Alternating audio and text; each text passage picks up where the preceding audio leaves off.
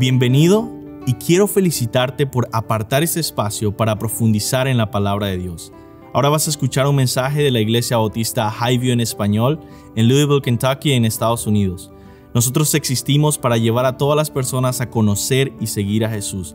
Deseamos ser una iglesia bíblica, una iglesia cristocéntrica, centrada en el Evangelio, que tiene una predicación expositiva. ¿Qué es una predicación expositiva? Es aquella predicación que se enfoca en el texto bíblico, busca interpretarlo bien y aplicarlo legítimamente a la vida de las personas.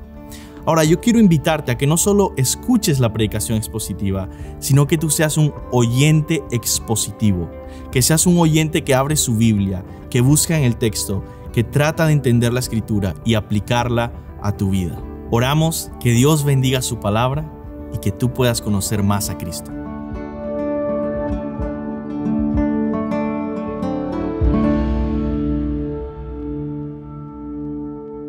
Pueden abrir sus Biblias en el Salmo 130.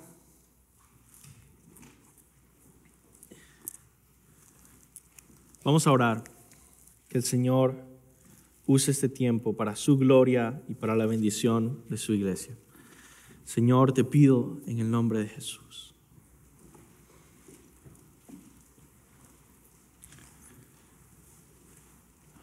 Ayúdanos, Señor, a acercarnos a tu palabra de una manera que te honre. Ayúdame, Señor, a exaltar a Jesucristo, glorioso, Rey, Salvador. Ayúdanos, Señor, a examinar nuestros corazones mientras profundizamos en la Escritura. Que tu Espíritu Santo sea obrando en nosotros y trayendo fruto. En el nombre de Jesús. Amén. Una buena pregunta para comenzar el mensaje de hoy es: ¿qué haces tú cuando vienen a tu vida días difíciles? Todos nosotros tenemos días difíciles.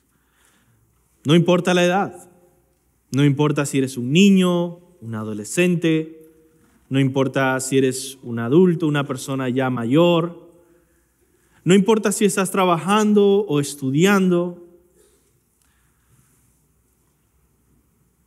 Todos, de alguna forma, pasamos por días difíciles. ¿Qué haces cuando sientes que no solamente tienes un día difícil o una época difícil, pero sientes que te has perdido en el camino de la vida? Sientes que ha entrado tu vida en un momento de tinieblas, de confusión, de desorientación, de desesperación quizás. ¿Cuál es tu reacción? Algunas personas van hacia una ruta mística y supersticiosa. Ellos dicen, debo encontrar alguna experiencia liberadora. Debo caminar de rodillas a la colina y encontrar ahí una visión que me ayude a librarme de esta situación. Debo encerrarme en un bosque hasta que en algún momento haya un tiempo de liberación.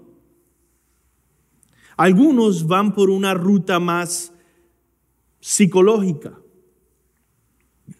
Debo aceptarme y debo dejar estos pensamientos negativos y debo amarme a mí mismo y seguir adelante con buenos pensamientos positivos hacia mí.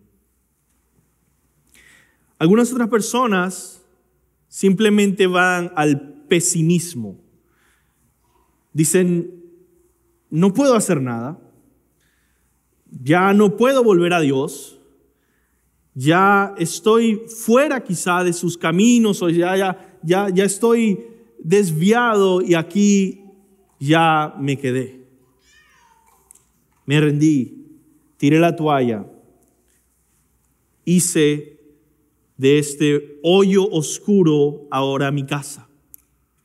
Y voy a vivir ahora en oscuridad, en crisis, en dolor. Algunos van por una ruta del ascetismo. Ahora, esa palabra es muy rara, así que lo voy a traducir de otra forma, y es castigo propio. El castigo propio. Dicen, bueno, yo sé que he pecado, yo sé que he hecho lo malo, yo sé que me he desviado, debo buscar una forma por la cual debo pagar por mi pecado. De alguna forma, algo que me duela, algo que tenga que sacrificar, algo que yo lo sienta. Puede ser dinero. Voy a dar ahora, ¿sabes qué? Mucho dinero a un orfanato, o a una iglesia, o a una organización sin fines de lucro. O puede ser algo físico. Voy a dañarme para sentir dolor y sentir que he pagado por lo que hice. Algunas personas son más legalistas y están buscando formas de obtener méritos. Si yo hago esto bueno y esto bueno, entonces voy a salir de mi situación difícil, mis problemas. Si empiezo a ser mejor, ya voy a poder calmar mi conciencia, calmar mi alma al contemplar mis propias obras y mis méritos. Y por último, algunas personas van por una ruta de activismo. Voy a inscribirme en toda clase de viajes misioneros, voy a leer más libros, voy a ayudar en algún ministerio extra, voy a estar ayunando más y voy a inscribirme ahora en un seminario y voy a meter más clases. Y así, con todo esto, yo voy a sentir que he salido de mi situación difícil. ¿Cuál es? Ya que todas esas son formas humanas, naturales, de reaccionar ante nuestros días difíciles, ¿cuál será la invitación que Dios nos hace en esos momentos? ¿Cuál es el camino? ¿Cuál es la ruta? ¿Cuál es la forma de Dios? ¿Cuál es la manera de Dios? Dios, interesantemente, muchas veces nos invita a cantar una canción. Nos invita a acercarnos a los salmos. Él ha provisto para la iglesia un libro coleccionando canciones para momentos como estos. Canciones que no solamente son emocionales, son instructivas.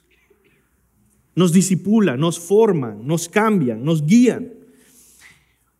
Dios nos provee a veces un salmo que nos guía desde lo más profundo de nuestra desesperación hacia las alturas del gozo y de la esperanza de que tenemos un Redentor y un Salvador. Y esto sucede muchas veces en la Biblia. Y es lo que se llama salmos penitenciales para personas penitentes, para personas que están en situaciones difíciles. Y nosotros tenemos frente a nuestros ojos el día de hoy en las Escrituras uno de estos salmos, un salmo muy hermoso, un salmo muy claro, muy directo y muy poderoso. Salmo 130. Y yo creo que esta es una canción de esperanza para días difíciles. Y ese es el título del mensaje, ese es el enfoque que yo quiero que ustedes puedan entender. Vamos a estar juntos leyendo, profundizando y tratando de aplicar a nuestro corazón una canción que Dios nos ha dado para días difíciles. Amén. Gracias. Y esa canción comienza diciendo, de lo profundo, oh Jehová, a ti clamo. Señor, oye mi voz. Estén atentos tus oídos a la voz de mi súplica. Ya, si mirares los pecados, ¿quién, oh Señor, podrá mantenerse?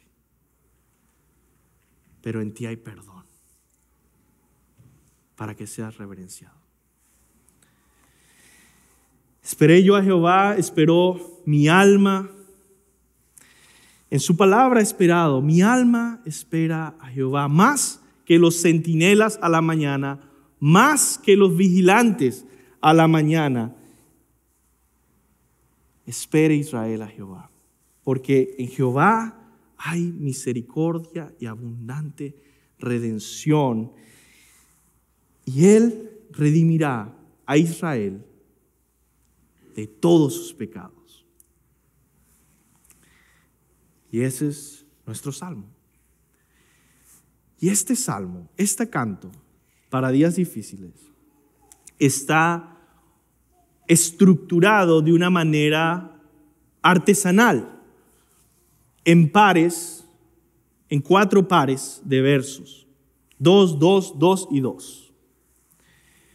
Son 4 pares que están llevando 4 mensajes. Y yo diría incluso 4 estaciones de nuestra alma para salir de lo profundo, de la desesperación, de ese hoyo en el que hemos caído, hasta terminar hacia el cántico de esperanza y de luz, donde el sol, la luz del sol en la mañana sale. Y eso es lo que vamos a estar viendo el día de hoy. Y yo quiero primero resumir todo eso, todas esas 4 pares de versos, en una frase que pueda ayudarte a entender cuál es el mensaje. Y esta frase es esta. Yo diría que el Salmo se trata de este mensaje. ¿Okay? No te quedes hundido en tu pecado o dificultad día tras día. Levántate. En los días difíciles, ora, aférrate al Evangelio y espera en Cristo. Porque tu Salvador traerá un mañana mejor. Y esas son las 4 cosas que nuestra canción de esperanza para días difíciles va a decirnos. Nos va a impulsar a la oración. Nos va a impulsar a aferrarnos al Evangelio. Nos va a impulsar a esperar. Y por último, nos va a llevar a celebrar juntos esta gloriosa verdad de que nuestro Salvador va a traer seguramente un mejor mañana. Si eres de Cristo, no vas a permanecer en ese hoyo, en esa oscuridad, en ese momento difícil. Viene un mejor mañana y lo trae tu Salvador, que es suficiente para salvarte. Vamos a comenzar entonces y yo estoy muy gozoso de poder compartir hoy la palabra de Dios, porque he aprendido muchas cosas en este salmo que quiero compartir. Y vamos a ir verso por verso y casi palabra por palabra de algunas cosas muy bonitas que vemos acá en esta canción para días difíciles. Primero, en los días difíciles, ora. Eso es como comienza el cántico. Nos presenta la situación en la que se encuentra el salmista y en la que probablemente tú te llegues a encontrar en un momento o estás en este momento. Diciendo, de lo profundo, oh Jehová, a ti clamo. Señor, oye mi voz. estén atentos tus oídos a la voz de mi súplica. Ahí el salmista está acudiendo a Dios en medio del caos. Está buscando a Dios en medio del caos.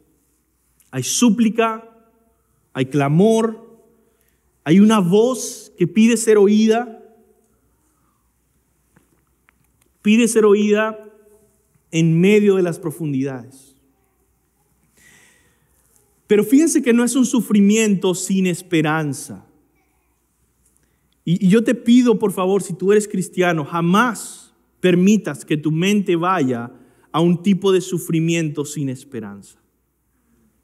En el Nuevo Testamento el apóstol Pablo nos habla de esto, de una tristeza que lleva a muerte y que no está bien.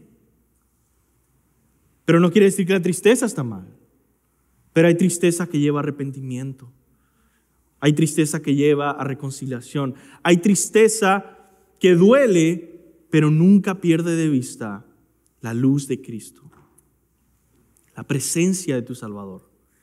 Ese es el tipo de sufrimiento que le está pasando. Probablemente en pecado. Pero sabe que puede hablar con Dios. Porque Dios siempre va a estar contigo. Porque Él ha hecho un nuevo pacto en su sangre que vamos a recordar y celebrar en la Cena del Señor el día de hoy. Y jamás te abandonará.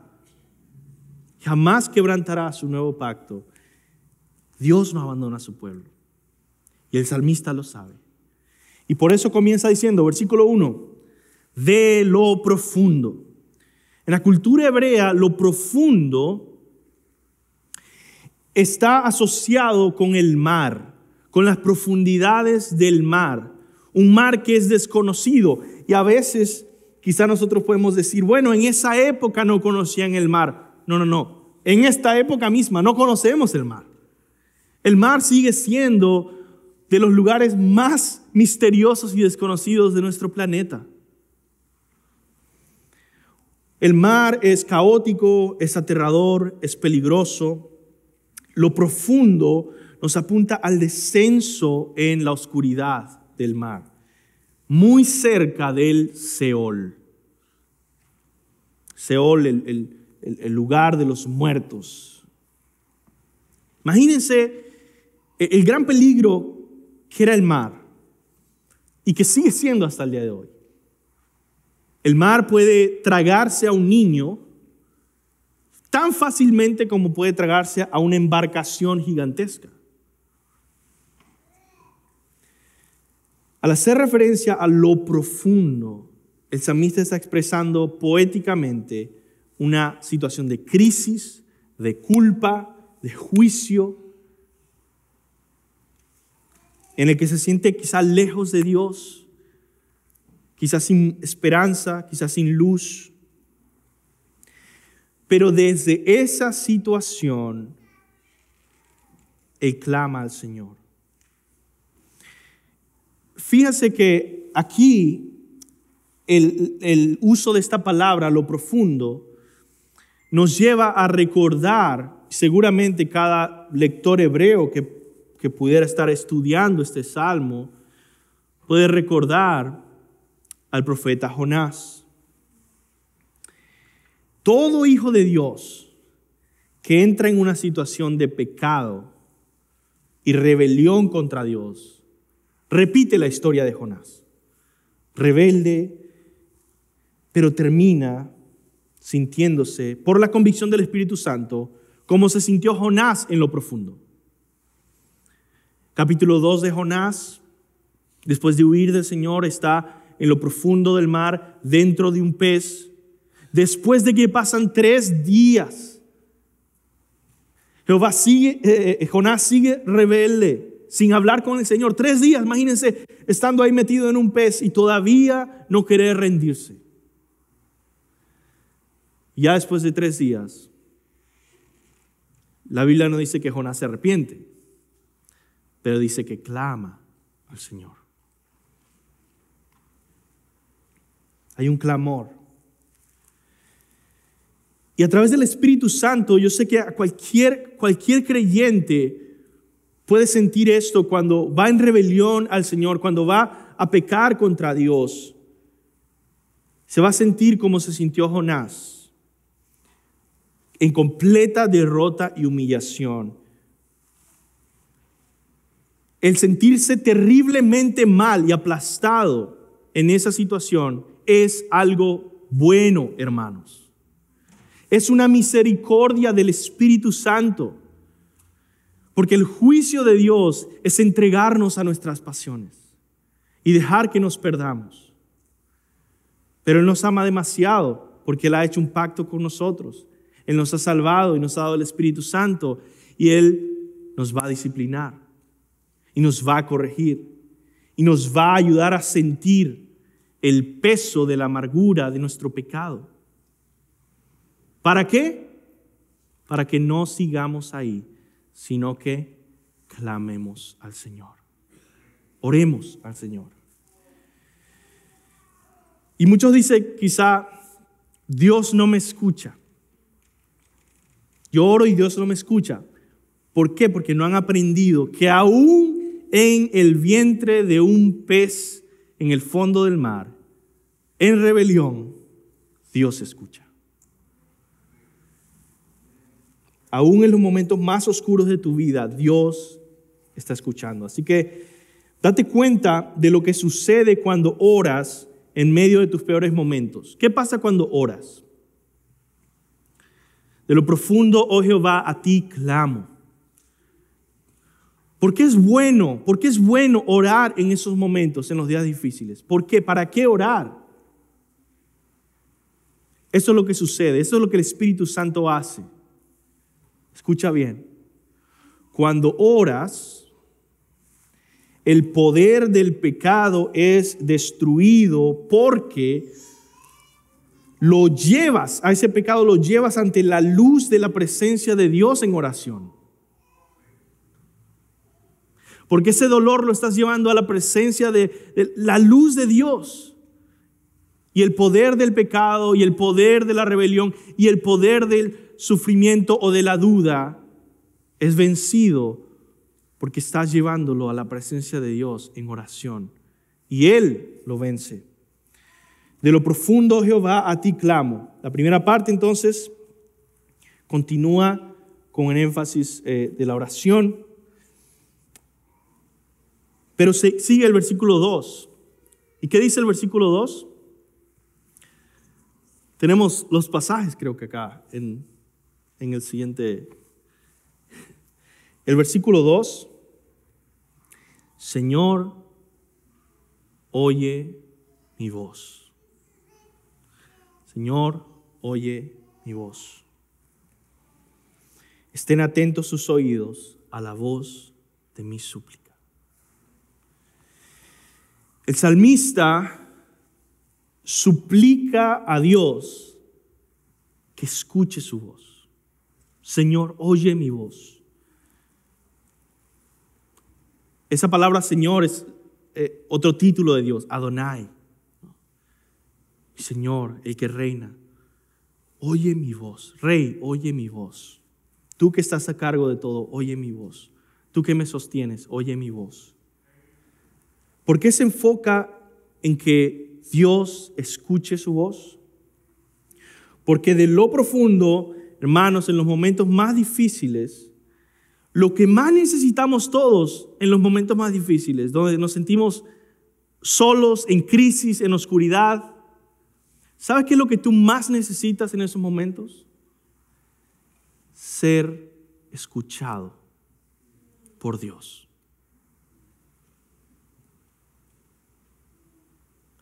Tú necesitas ser escuchado por Dios. Y saber, Dios me está escuchando. Dios me escuchó. Dios está acá conmigo. Deseamos y suplicamos que Dios de verdad escuche mi voz. Y es interesante el énfasis que pone en la voz. Dice, Señor, oye mi voz. Y luego repite, estén atentos tus oídos a la voz de mi súplica. La palabra voz se repite y se repite. Yo quiero que aprendamos una importante lección de ese énfasis en la voz. Y esto parece sin importancia, pero ese es mi punto en esto que voy a enseñar. No menosprecies la importancia de tu voz audible en la oración. Quizá te suena tonto, quizá te suena superficial y quizá es un punto que tú no veas importante, pero lo es. Y a través de los años yo me he convencido en la experiencia que lo es. No es lo mismo orar en tu mente que hablar. No es lo mismo quedarte callado con pensamientos hacia Dios que hablar. Y el salmista dice, Señor, oye mi voz. Estén atentos tus oídos a la voz de mi súplica. No es lo mismo estar en un momento difícil de sufrimiento o de duelo o de pecado y estar en tu mente diciendo, wow, hice algo malo, o Señor, me siento mal. A en un momento vulnerable decir, voy a expresarlo con mi voz y voy a decir en voz audible, Dios, tú me escuchas, he pecado contra ti. Oh Dios, tú me escuchas, escucha mi voz. Estoy devastado y te necesito. Es distinto. Y por eso yo te animo a que uses tu voz. Y por eso animamos aquí a la iglesia a que cuando también tenemos alabanzas, a que usen su voz. Sí, Dios conoce todas las cosas, claro que sí. Estoy diciendo que si usas tu voz, ahí sí Dios te va a escuchar. No. No es que tu voz cambia algo en Dios, es que tu voz cambia algo en ti.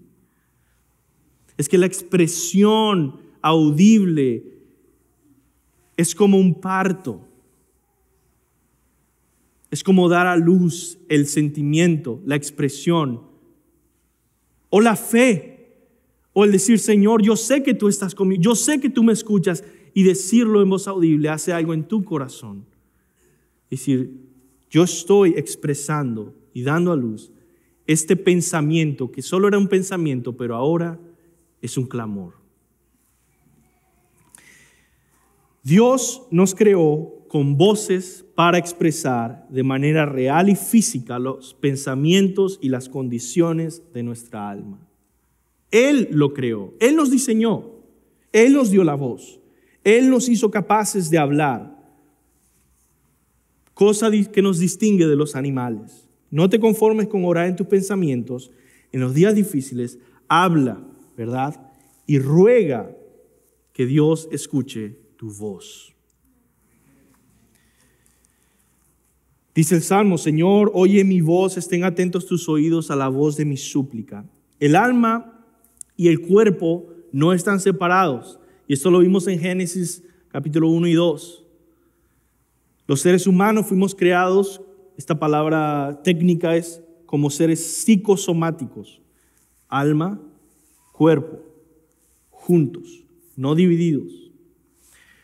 El alma y el cuerpo están unidos en el ser humano, lo cual es algo muy complejo y muy glorioso y milagroso. Dios nos ha creado para expresar audiblemente los pensamientos de nuestra alma y por lo tanto, sé intencional en hablar creyendo que Él de verdad escucha tu voz. Él te creó así. En conclusión, el primer par de versos de esta canción para los días difíciles te anima a orar en medio de tus aflicciones, poniendo tu confianza en Dios que te escucha. Amén. Muy bien. Vamos a seguir con el segundo par de versos. En los días difíciles, aférrate al Evangelio. Aférrate al Evangelio.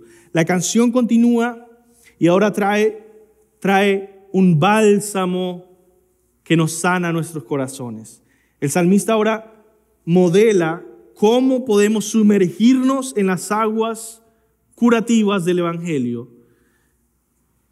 que van cambiando nuestro corazón. Nos anima a obtener consuelo y ánimo y nuevas fuerzas de las buenas nuevas, de las buenas noticias. Dice el Salmo: ya si mirares a los pecados, ¿quién, oh Señor, podrá mantenerse? Pero en ti hay perdón, para que seas reverenciado. Esa primera palabra, ja o ya, es una abreviatura del nombre de Dios. Cuando veas eso en los Salmos, simplemente significa una abreviación de Yahvé o Jehová. Ese es el nombre que Dios reveló a Moisés. Cuando Moisés le dijo, ¿cuál es tu nombre? Y dijo, yo soy. Yo soy el que soy. Yo soy, te ha enviado. Eso es Yahvé. Aquel que es eterno, que existe por siempre, que es autosuficiente, que es infinito. A ese Dios está orando el salmista, al verdadero Dios, al único Dios que existe. Dice, ya si mirares los pecados, ¿quién, oh Señor, podrá mantenerse? Esa palabra mirar los pecados en hebreo realmente, literalmente significa guardar o mantener los pecados. La idea es imaginar que Dios o a un Dios distinto que va recolectando los pecados y guardándolos como si fuera una bóveda, manteniéndolos ahí y no dejando ir nuestra culpa nunca dándonos perdón. Que Dios no olvida nuestros pecados, no los desecha, sino que los toma en cuenta continuamente y jamás nos va a perdonar. El salmista imagina que si sucediera que Dios fuera un Dios distinto, un Dios que no perdona, un Dios que permanentemente marca nuestros pecados y retiene nuestra culpa sin jamás dejarla ir, si Dios fuera un Dios que no perdona, entonces estamos perdidos. Todos. Todos estamos en la noche y no podemos esperar la luz de la mañana. La perdición sería completa. No habría ninguna esperanza para él, ni para nosotros, ni para nadie, porque todos pecamos. La palabra de Dios es clara, todos pecamos. Todos somos pecadores y por eso todos estamos bajo la condenación eterna de Dios, que es santo, que es sublime, que es el juez, que no puede ser violado, no puede ser evadido, no puede ser comprado. Y el salmista pregunta, si Dios fuera así, ¿quién podría mantenerse? La respuesta es obvia, nadie. Nadie podría mantenerse si Dios no perdona pecados. Pero es una verdad sencilla que no debemos pasar por alto. Yo sé que quizá tú vienes y dices, bueno, sí, yo entiendo que todos pecamos, yo sé que todos somos pecadores, pero yo quiero que medites un poco en esto, ¿sí? Sí, quizá lo hemos escuchado demasiadas veces, pero seguimos evadiendo la acusación de que tú eres un pecador. Los jóvenes pecan y también los ancianos. Los incrédulos pecan y también los cristianos. Los miembros de la iglesia pecan, también los visitantes y también los pastores. Los hijos pecan, los padres pecan, los solteros y los casados pecan. Los sabios y los ignorantes también pecan. Todos pecan. Y por eso todos necesitamos la lección que enseña ese salmo hoy. Porque todos pecan. Por eso todos podemos saber lo que es estar en lo profundo. Y el Señor nos llama a clamar a Él. Y a recordar algo que va a anunciar el salmista en el siguiente verso. La verdad de ese salmo que es establecida, todos pecamos. Versículo siguiente, si mirares los pecados, ¿quién, oh Señor, podrá mantenerse? Versículo siguiente, pero en ti hay perdón. En ti hay perdón. Y ese pero es algo que en el Antiguo y en el Nuevo Testamento es una pequeña palabra que nos dirige muchas veces al mensaje de la salvación. Somos pecadores, somos condenados ante Dios, pero nuestra situación es terrible y estamos en lo profundo y hay dificultades, pero todos pecamos. Todos pasamos momentos cuando sentimos el peso de nuestro pecado. Pero hay una luz en medio de la oscuridad, así como hay estrellas en el cielo negro a la medianoche. ¿Y cuál es esa luz? ¿Cuál es esa esperanza? Dios. Pero en ti hay perdón. Y yo quiero que te enfoques un poquito en esa palabra, en ti. Pero en ti hay perdón. ¿En quién? ¿En quién hay perdón? En Dios. Esa palabra dice algo que está en Dios. Es como si abriera una cortina para ver los misterios gloriosos que hay en Dios. Como si abriera el lugar santísimo y ahora ver qué hay en Dios. Perdón.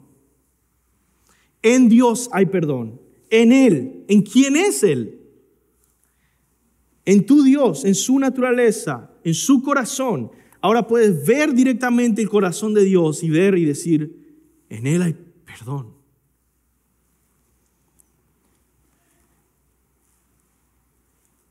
Ahora, algo muy interesante sobre el mensaje del perdón, el mensaje del Evangelio, que varios estaban meditando y especialmente estaba leyendo algo que decía este escritor Juan Calvino acerca de esta frase, en ti hay perdón. Y era muy interesante que él decía, ¿saben? Yo he conocido mucha gente que acepta la mala noticia. El mundo está lleno de maldad. Y dicen, sí, es cierto. Incrédulos de todo tipo. El mundo está lleno de maldad. La gente es pecadora. Sí, es cierto, lo acepto. Pero cuán difícil es que acepten la buena noticia del perdón de Dios.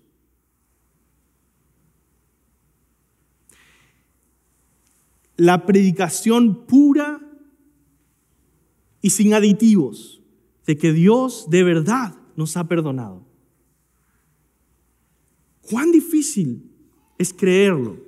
Cuán difícil es aceptarlo. ¿Por qué? Porque al hombre natural le cuesta reconocer su pecado, pero le cuesta mucho más recibir las buenas noticias de la gracia soberana de Dios. Y por eso se corrompe el evangelio todo el tiempo, porque la gente no quiere aceptar la verdad sencilla de que de verdad Dios ha provisto perdón. Y yo quiero hablarte, si tú no has podido experimentar ese perdón, si tú no has podido encontrar a ese Dios en el que hay perdón, que ha enviado a su Hijo unigénito, Jesucristo, quien es Dios, hombre, verdadero Dios, verdadero hombre, Dios encarnado, que es lo que celebramos en la Navidad, la Natividad. el nacimiento de Dios encarnado. ¿Y por qué Dios vino y se hizo uno de nosotros? Porque Él vino a salvarnos de nuestros pecados. Él escogió a un pueblo de toda lengua, tribu y nación y vino a ser su representante y llevarlo como representante a la cruz y morir por su pueblo. Como dice Mateo 1:21, Él vino a salvar a su pueblo de sus pecados. El Padre, dice en Juan capítulo 17, le ha dado una misión. Le ha dado a unas personas para que los rescate. Y Él vino a rescatar. ¿Cómo rescató el Señor Jesucristo? Viviendo una vida perfecta, teniendo una justicia perfecta que pueda dártela a ti como un regalo de Navidad. Como un regalo. Pero no solo necesitas justicia perfecta, pero necesitas perdón. Y el perdón legal tiene que pagarse. Y por eso Él fue a la cruz para llevar el castigo que pudiera hacer posible ese perdón. Él murió en la cruz llevando la infinita ira de Dios, juicio de Dios sobre Él, la que tú ibas a llevar en el infierno, para que todo aquel que en Él cree no se pierda, mas tenga vida eterna, para que todo aquel que se aferre a la cruz, se aferre a ese Salvador, pueda obtener salvación suficiente y segura. ¿Cómo puedes tú participar de eso? Arrepiéntete de tus pecados. Deja tu vida atrás y comienza a vivir una vida en fe, con un Salvador, con Jesucristo como tu Señor, tu Salvador. Cree que Él es tu Salvador personal. No solo el Salvador del mundo, pero tu Salvador. Que Él vino a morir por ti, que Él murió por tus pecados.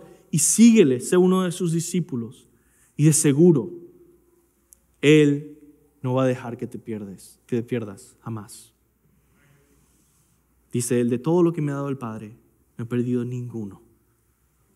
Ninguno.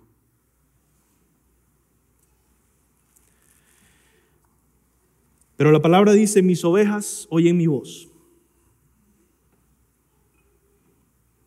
y me siguen. Y yo creo que quizá tú puedes ser una de esas ovejas. Quizá Él te está llamando a seguirle. Y quizá hoy es el día que tú entregas tu vida al Señor. Y Él te dice que tomes el paso del bautismo para proclamar que ahora le perteneces a Cristo y que luego te unas a sus discípulos para seguirlo fielmente toda la vida. Es interesante que eso es precisamente lo que enseña este versículo. Que hay un efecto transformador en la vida de una persona que entiende el perdón de Dios. Dice, pero en ti hay perdón. ¿Qué dice? Para que seas reverenciado. Para que seas, literalmente dice, temido. El temor a Dios. El salmista aquí revela algo importante. ¿Por qué Dios nos perdona? ¿Por qué Él extiende perdón? ¿Para qué?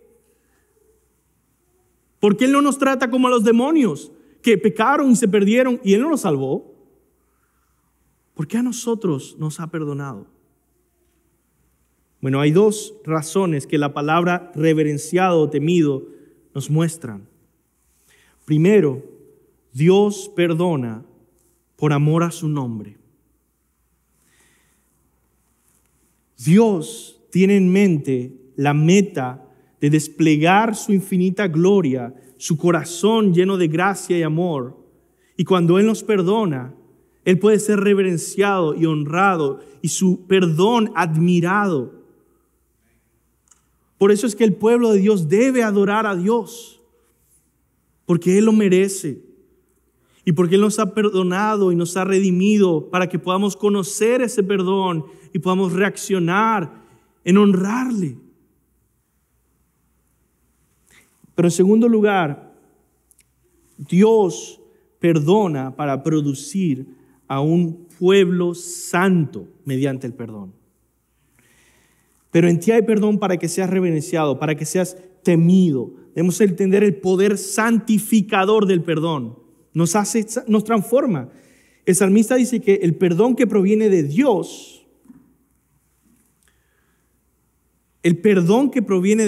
produce un temor santo,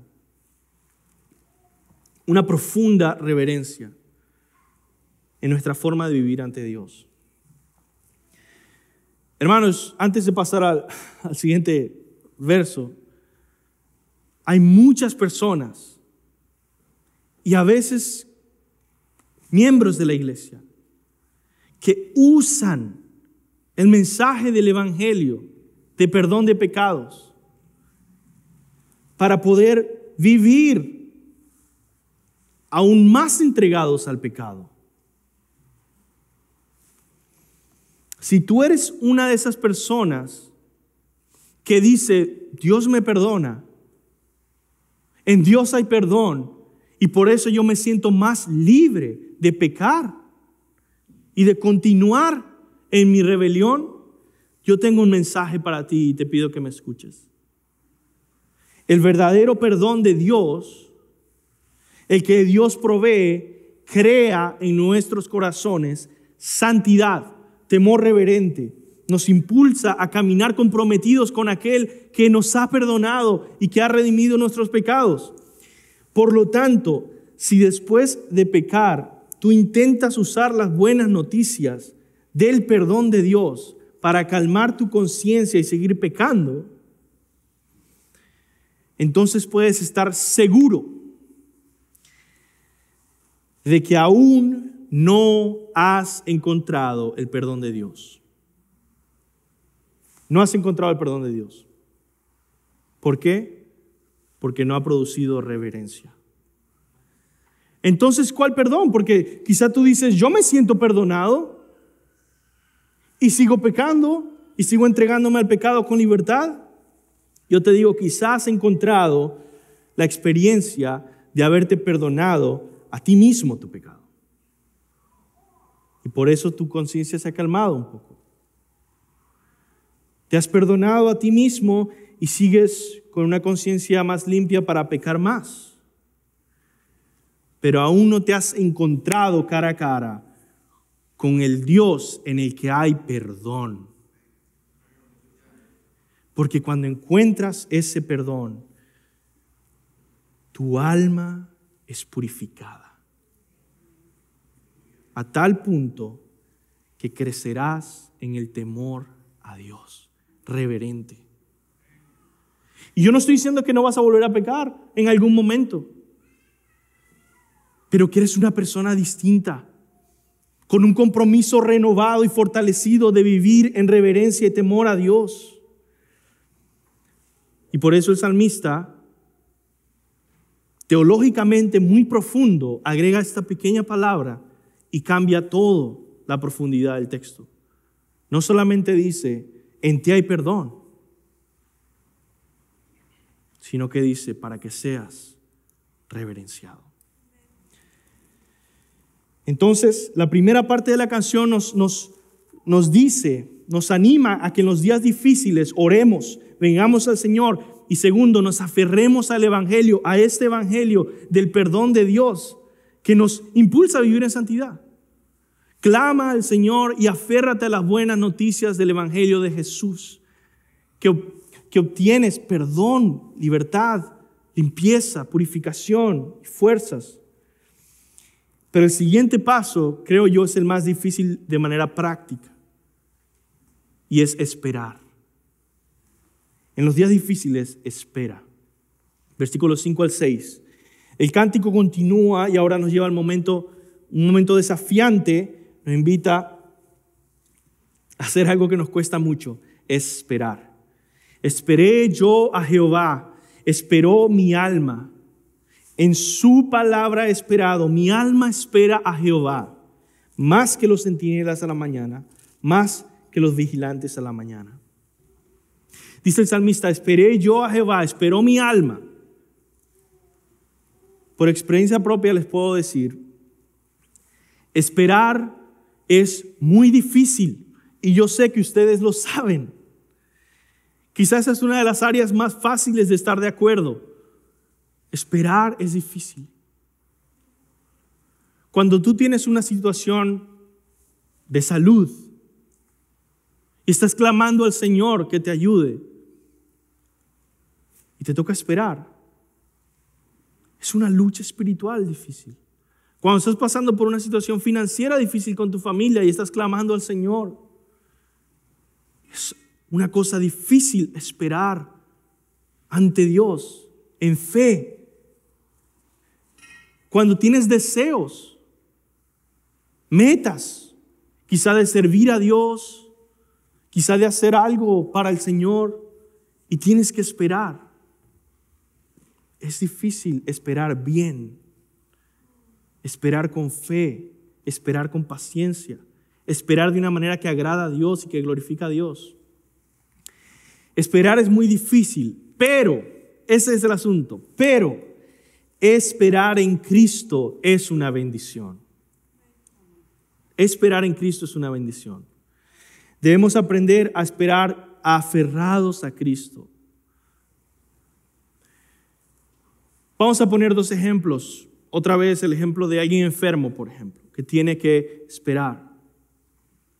Por eso se le llama en el hospital pacientes, ¿verdad? Tienen que esperar. Imagina a uno de ellos que está esperando sin Cristo. Él está tratando de esperar, diciendo, ya me quiero ir. Imagina a otro que está esperando con Cristo. ¿Es fácil? No. Yo no dije que es fácil. ¿No se queja? Tampoco dije eso. Dije que esperar en Cristo es una bendición. ¿Por qué? Porque puede decir, ya me quiero ir. Pero al mismo tiempo puede aferrarse de Cristo y decir, yo no estoy solo. Me duele esto, pero el Señor está conmigo. Estoy pasando por dificultades, pero aquí está Él. Y eso es una bendición. Una bendición que alguien que no ha aprendido a esperar con Cristo no va a experimentar. Y al final, cuando se acabe todo, ¿se va a solucionar? Gloria a Dios, ojalá que sí, sí, está bien. Pero habrás crecido espiritualmente y habrás conocido más a tu Señor. Y eso es una bendición. Y lo siguiente dice, en su palabra he esperado. Y nos enseña cómo esperar. ¿Cómo esperar? Debemos esperar aferrados a su palabra. Leyendo la palabra. Otra vez, vamos a poner que estás esperando que Dios provea un cónyuge, un marido, una esposa. Y tú dices, yo quiero esperar en Cristo, yo quiero recordar a Cristo. Sí, pero una forma práctica de esperar en Cristo es, como dice el salmista, en su palabra he esperado. Y ahí te encuentras con Cristo en la palabra de Dios y te recuerda nuevas cosas. Y la lees y la memorizas y oras la Biblia. Y cantas la Biblia. Y eso te ayuda a esperar de una manera que glorifica a Dios, de una manera increíble, solamente usando la Biblia, ¿verdad? Pero hay otra cosa importante acá. Debemos esperar congregándonos también para leer la Biblia juntos y cantar la Biblia juntos y escuchar la predicación de la Biblia juntos. Esa es una forma de cumplir lo que dice ese texto, en su palabra he esperado. Siendo fiel congregándonos, teniendo una prioridad de congregarnos. Siguiente versículo, mi alma espera a Jehová más que los centinelas a la mañana, más que los vigilantes a la mañana. Los centinelas son vigilantes. Es un sinónimo. Es lo que se llama paralelismo, ¿verdad? Está diciendo lo mismo. Es un poema. Es una canción. los centinelas, los vigilantes. ¿Quiénes son estas personas? En la antigüedad habían todas las ciudades, incluso Jerusalén o cualquier otra ciudad, tenían estas murallas grandes, estos muros de la ciudad que la rodeaban para que fuera protegida de los enemigos que venían. Por lo tanto, tenía que haber en este muro grande vigilantes, centinelas. Pero especialmente el turno más difícil era ser un vigilante durante la noche, que te tocaba el turno de la noche. Quizá alguno acá ha trabajado como vigilante. Sigue siendo el mismo dolor, ¿no? Porque no puedes dormir. Aunque hoy en día todos los vigilantes duermen. Pero en ese momento, en esa época, tenían que estar despiertos. Tenían que luchar por estar despiertos porque la ciudad corría gran peligro si se dormían. Podían venir invasores, podían destruir su ciudad, sus familias, sus amistades, sus propios hijos, sus esposas. Todo estaba en riesgo. Era muy difícil. Cada vez que le tocaba, imagínense cada vez que le tocaba a una guardia en la noche, a un centinela, en medio de la noche, en plena oscuridad, en completo silencio, no había MP3 o iPod o iPhone o nada para entretenerse, para escuchar música, nada. No podían ver una película. Completo silencio. Toda la noche, batallando con el sueño, en la oscuridad más profunda, porque tampoco había electricidad. El anhelo más grande de ese vigilante era que llegara la luz de la mañana para encontrar descanso. El vigilante mantenía firme su expectativa todo ese tiempo y no tenía dudas de que va a llegar el sol, como lo hace cada día. Asimismo, dice el salmista, debemos esperar en Dios. Debemos esperar en Dios como vigilantes, como centinelas. Y hay quizá tres lecciones de esta imagen poética que puedes llevarte. Primero, aprendamos de su intenso deseo. Dice, más que los centinelas a la mañana. O sea, deseo más a Dios que los centinelas desean la mañana. Imagínense, ustedes no sé si les ha pasado haber tomado algo, no sé, un café muy fuerte o uno de esos, ¿cómo se llama? Monster, que a mí me da miedo. Nunca lo he tomado por eso. Que empieza como que a darte nervios, ¿no? Como que sientes por dentro desesperación. Sin ninguna sustancia, cada vigilante sentía esa desesperación de decir, quiero que llegue ya la mañana. ¿Te ha pasado alguna vez que quieres dormir? No puedes, tienes que hacer algo, quizás tienes que hacer una tarea, quizás tienes que estar trabajando. Y ahí estás luchando con el sueño y empieza este nerviosismo, esto que sientes adentro, que dice, necesito dormir. Bueno, el salmista dice que aprendamos de ese intenso deseo y que deseemos a Dios más que los vigilantes a la mañana. Que anhelemos a Dios tanto como los vigilantes anhelan el final de su turno. Y mi pregunta, por supuesto, es, ¿anhelas a Dios así? ¿O te has enfriado? Aprendamos, segundo, su firme confianza. Ellos sabían que la mañana iba a venir. Dios vendrá, tan cierto como que sale el sol. Pero ¿lo creemos? Esa es la lucha de esperar en Dios. La confianza, mantener la confianza, el deseo, la confianza. En tercer lugar, aprendamos de su perseverancia, porque tenían que seguir ahí hasta el final. Como un centinela, nosotros tenemos que perseverar con paciencia, mantenernos ahí, esperando en el Señor. En conclusión, pues hemos aprendido esas tres cosas en el Salmo. Hemos aprendido que en los días difíciles debemos orar y clamar al Señor que escuche nuestra voz, que debemos recordar el perdón que hay en Dios, el mensaje de salvación que ahora en el Nuevo Testamento tenemos tan claramente explicado, como Dios perdona a los pecadores. Y también tenemos que aprender a esperar, pero a esperar en Cristo, en sus promesas, en su palabra. Y ahora todo llega a un gran final, a la gran celebración congregacional de Dios como Salvador. Y ese es el último punto, los últimos versículos 7 al 8. Tu Salvador traerá un mañana mejor. Tu Salvador traerá un mañana mejor. Puede ser que estás pasando por días difíciles, pero es hermoso saber que esos días difíciles van a tener un fin y que ese mañana, eso próximo, Dios lo tiene asegurado para nosotros. Dios nos ha dicho en su palabra que tenemos un eterno mañana glorioso, infinito con nuestro Señor. La transición entre los versos anteriores y este verso es algo hermoso que hay que notar.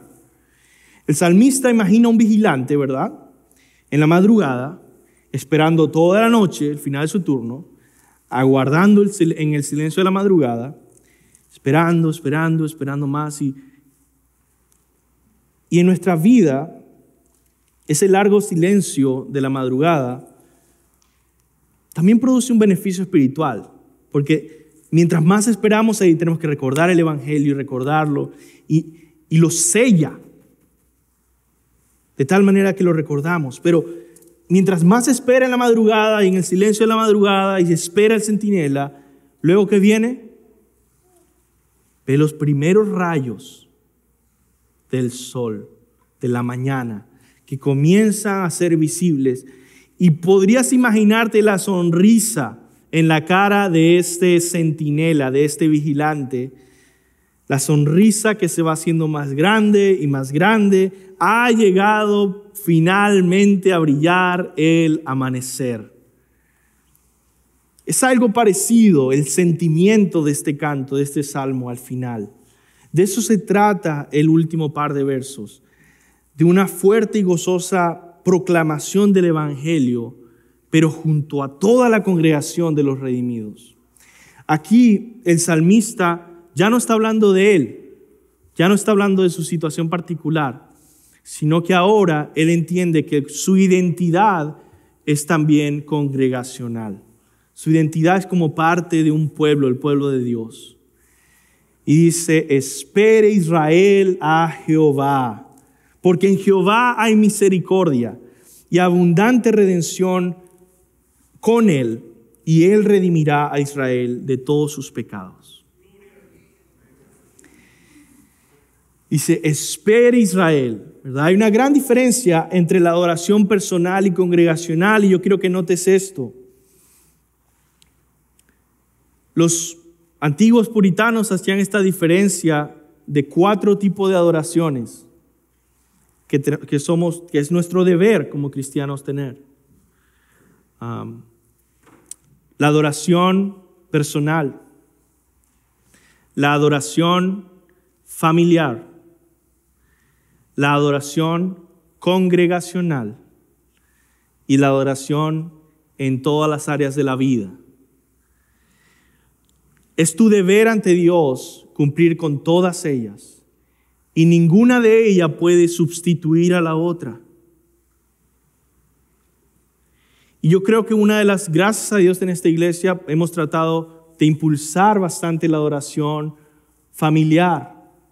Y por supuesto les recordamos que tengan un devocional personal, la adoración personal. Y te animamos a que en tu trabajo, en tu vida, en tu día a día, adores a Dios en toda la vida. Pero yo creo que muy pocos en nuestra ciudad, en nuestro mundo, en nuestra cultura, han entendido el rol específico y singular que no se puede sustituir, insustituible, de la adoración congregacional. no se puede cambiar por nada. El hecho de quedarme en mi casa viendo un video o yendo al parque y leer la Biblia o cantar una canción, no es un sustituto de la adoración congregacional y jamás lo va a ser. La iglesia, por definición, es una congregación, es una reunión. Y el no ir a la reunión simplemente hace que yo no esté como parte de esa iglesia. ¿Y por qué es que Dios ha establecido que adoremos de una manera distinta, singular, que es especial y específica, que nos reunimos como congregación a ofrecer adoración congregacional a Él? Bueno, primero es claro que lo ha hecho. El mandamiento dice no dejando de congregaros como muchos tienen por costumbre, es un mandamiento de Dios. Pero hermanos, hay muchos beneficios espirituales de cantar juntos con todos nuestros hermanos, de escuchar juntos la palabra de Dios, de poder tomar juntos la cena del Señor. Todas estas cosas son importantes y son modeladas por los salmistas, y especialmente acá cuando comienza a decir, ahora en su identidad congregacional, junto a todo el pueblo, espere Israel a Jehová, porque en Jehová hay misericordia.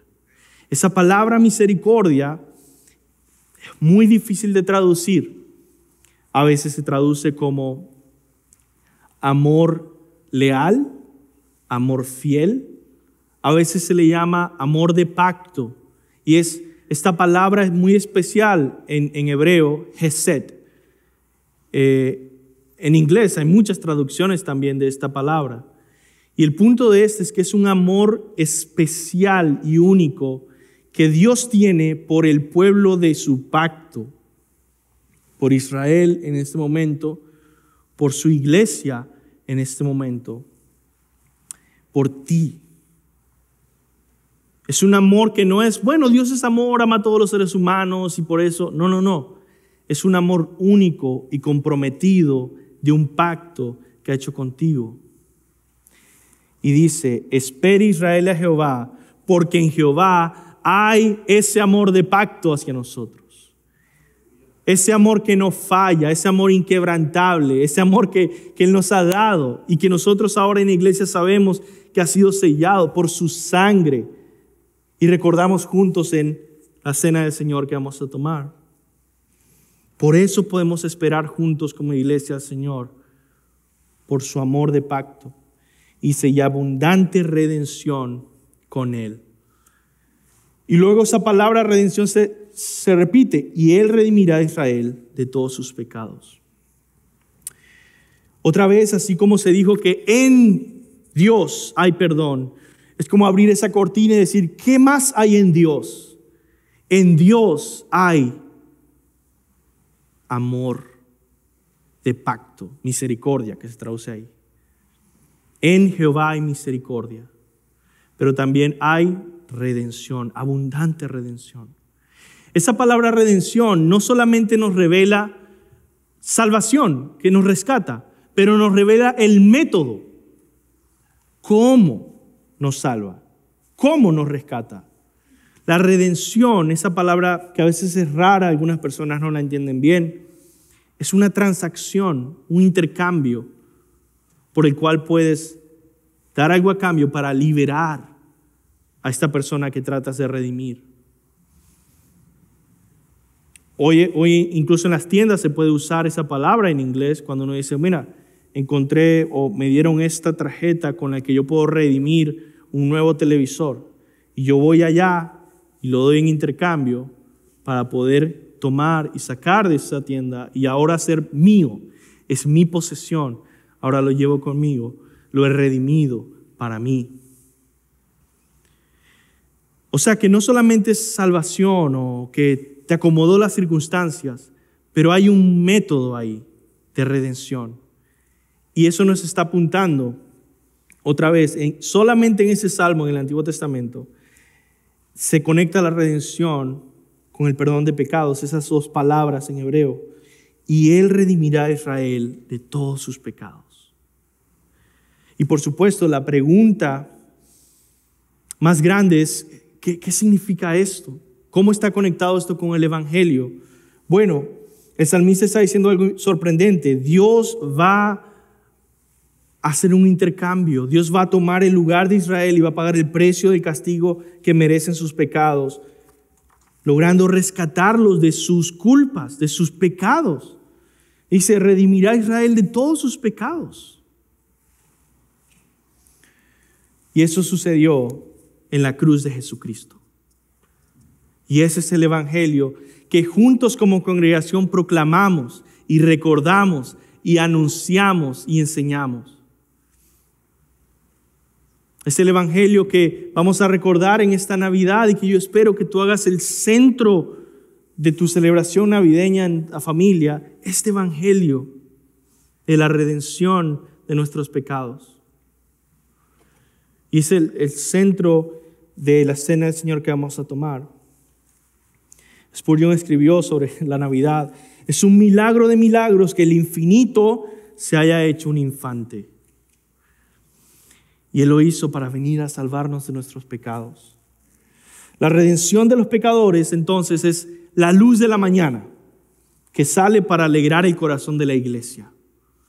La redención de los pecadores es el descanso de los vigilantes, de los centinelas, que están esperando y aguardando el final de su turno. Es ese Evangelio, hermanos. En conclusión, la próxima vez que te encuentres en lo profundo, en días difíciles, sigue el camino de Dios y canta la canción que Él te ha dado. Un cántico de esperanza para los días difíciles en el Salmo 130, que te ayuda a recordar este mensaje. No te quedes hundido en tu pecado o en tus dificultades. Levántate. En los días difíciles, ora.